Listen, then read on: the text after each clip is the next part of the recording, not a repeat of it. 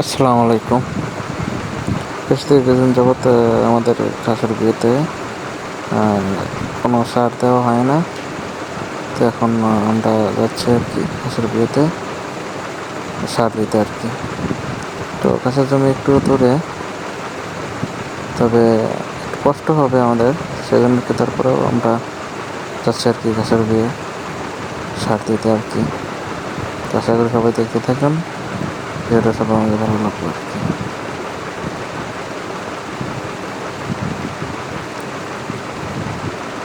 তো রাস্তাটাও বেশি একটা ভালো না, ধানা জমি দিয়ে যেতে হয়।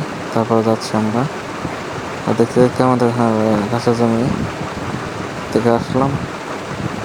তো বেশ খানিক গাছ কাটা হয়েছে, আর একটু বাকি রয়েছে। কাল সার দেওয়া হয়েছিল, তো আর কি আজকে একটু সার দিতে হচ্ছে আর কি। বেশ একটু বেশি করে সার দিচ্ছি, যে কাটার শেষে সবগুলো ঘাস আমরা একসাথে কাটতে পারি শীতের আগে আর কি। কারণ আমরা ইউরিয়া সার আর ড্যাপ সার আর অন্য একটা সার দিয়ে আমরা মিক্স করে ঘাসের জমিতে আমরা বনে দেবো আর কি।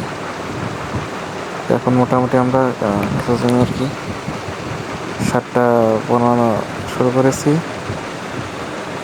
তবে একটু রোদ ছিল, তবে বেশি রোদ না, তবে অল্প একটু রোদ। তারপরেও আমরা একটু ঘাসের কিছু বাকি রয়েছে কাটা, তারপরে পানি দিয়েছিলাম। সেজন্য কি ঘাসের জমিতে পানি দিলাম আর কি, নতুন করে সার দিচ্ছে আর কি, যাতে শীতের আগে জানি আর একটা কাটা দিতে পারি, তখন আর যাতে জানি আর ঘাসে কোনো সমস্যা না হয়, সেজন্য একটু বেশি করে ঘাসে সার দেওয়া হচ্ছে আর কি। তো আমি সার দিতে পারি না ভালো করে, তবে তাও আবার চেষ্টা করতেছি কতটুকু হয় সারে, মানে বলতে ঘাসে পানি দেওয়ার জন্য, সারে দেওয়ার জন্য আর কি। তো যাই হোক, একটু চেষ্টা করতেছি। তবে আছে গরু, আছে বেশ কয়েকটা গরু আছে, কেন কি ঘাসে সার দেওয়া হচ্ছে।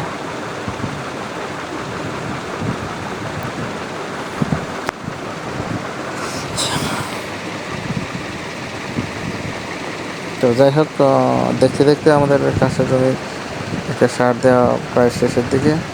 তো আমি একটা বেশি একটা পাই না, তারপরেও আমি চেষ্টা করতেছি।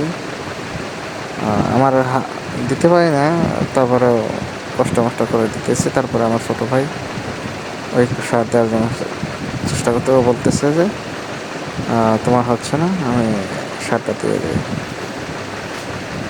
পরে এদিক দিয়ে বেশি দেওয়া দেওয়া হচ্ছে, যে এদিক দিয়ে মনে করেন যে ওই গাছ বড়, তো সেজন্য কি বাঁশ বেশি দেওয়া হচ্ছে, সার বেশি দেওয়া হচ্ছে, যাতে আমরা গাছগুলো তাড়াতাড়ি বড় হয়, তাড়াতাড়ি কাটতে পারি আমরা, সেজন্য কি এতে গাছ বেশি দেওয়া হচ্ছে, সার বেশি দেওয়া হচ্ছে।